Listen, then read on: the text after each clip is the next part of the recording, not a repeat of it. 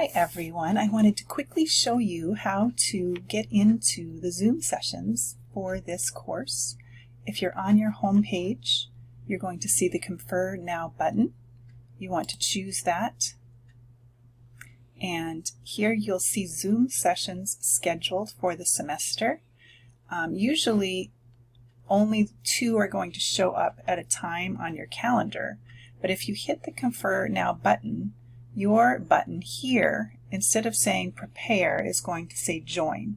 So here's the button for our first class. It's going to say join. You just click on that and that is going to lead you into the Zoom meeting. If you're on a laptop or a desktop, that should automatically go through for you.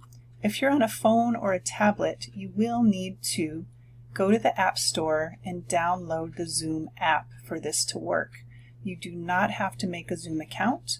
You just have to have the Zoom app on your phone so you can access our Zoom sessions. So I think that's all you have to do.